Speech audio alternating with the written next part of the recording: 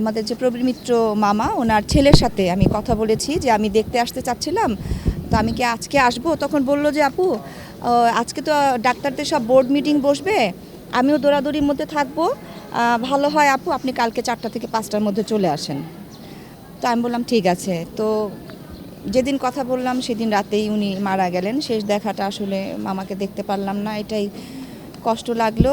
একটি চলচ্চিত্রের বাইরে ব্যক্তিগত হিসাবে মামা কেমন, মানে অভিনেতা? উনি অনেক ঠান্ডা মানুষ ছিলেন। উনি আমি আমি ওনাকে তো আসলে ছোটবেলা থেকেই ওনাকে দেখেছি, আম্মার সাথে অনেক কাজ করেছেন তিনি। আর কষ্টটা আসলে লাগে কেন যে আমি এই নিউজগুলো আম্মাকে দিতে পারছি না। ওনার কাছের মানুষগুলো এভাবে একজনের পর একজন চলে যাচ্ছে, আসলে আমি দিতে পারছি না।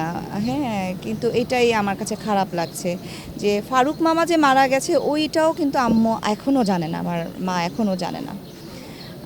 তো যেহেতু ডাক্তার যেভাবে বলবে আমাকে তো সেভাবেই চলতে হবে আমার মাকে নিয়ে। তো আমার মার ভালোর জন্য ওনার দিকে তাকিয়ে আসলে নিউজগুলো আমি একটু গোপন রাখি ওনার কাছে। এটা তো আসলে উনি তো অনেক আগে থেকেই অসুস্থ ছিলেন, উনি বিছানাতেই ছিলেন। তো আমি এর আগেও ওনার ছেলের সাথে কথা বলেছিলাম, উনি আসলেই অসুস্থ ছিলেন অনেক। তো বার্ধক্যজনিত হতে পারে, হ্যাঁ, ওনার তো বয়সও হয়েছিল। আপনার কাছে কেমন? দুঃখজনক ছাড়া তো আর কিছু না, খারাপ লাগছে অনেক বেশি।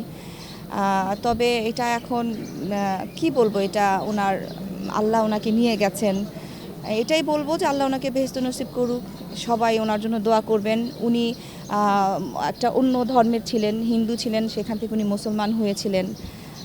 তো আল্লাহর একটা রহমত ওনার উপরে অবশ্যই ছিল এবং থাকবে।